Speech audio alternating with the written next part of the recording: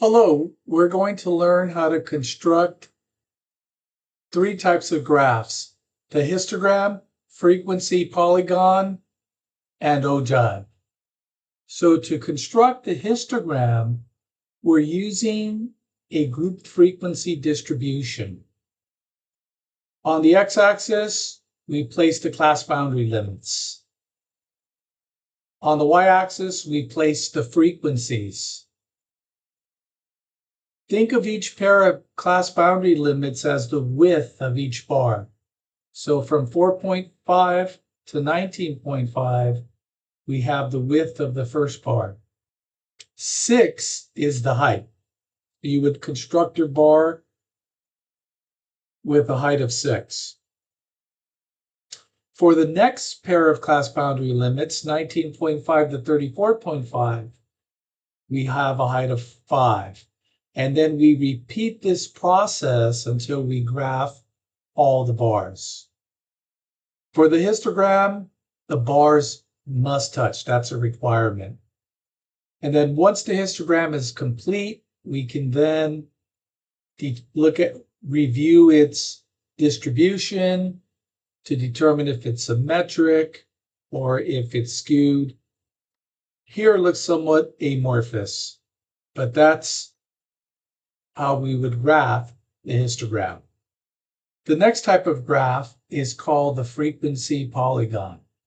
To construct the frequency polygon, we have to first compute the midpoints of each class. The formula for the midpoints is the lower limit plus the upper limit divided by 2. So we take 5 plus 19, 24, divided by 2 is 12.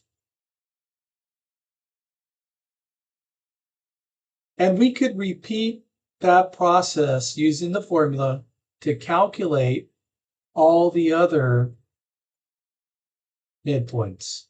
But another method is to simply add the class width. Each class is separated by a value called the class width. In this example, the class width is 15. So we could repeatedly add 15 to rapidly calculate all the midpoints. 15 plus 12, 27. 27 plus 15, 42. 42 plus 15, 57, and so on. Once we have the midpoints, we treat them as if they're x coordinates. So we place the midpoints on the x-axis, frequencies on the y-axis. We plot our points. At 12, we're going to go up 6 units. At 27, we go up 5 units. 42, we go up 5 units, and so on until all the points are plotted. The next step is we connect the points with straight lines. And then the final step in the process is we have to connect the first and last points back to the x-axis where hypothetical midpoints would be located. So if you recall, all the midpoints are separated by 15. Well, to find this hypothetical midpoint, we take 12 minus 15 is -3. Connect this very first point back to the x-axis at -3. On the right side, we have 102, so the hypothetical midpoint to the right, you add 15 to 102 to get 117. Connect the last point to that value. And that's how we graph a frequency polygon. The last graph is called the ogive, and it's based off the cumulative frequency distribution.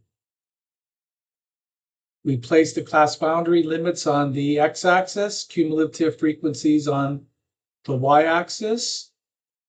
We treat the class boundaries as if they are x coordinates and the cumulative frequencies as if they are y coordinates. At 4.5, 0, 19.5, 6, 34.5, 11, and so on until we plot all the points. And then the final step is to connect the points with straight lines. And that is how we graph the ogive. Thank you for watching the video.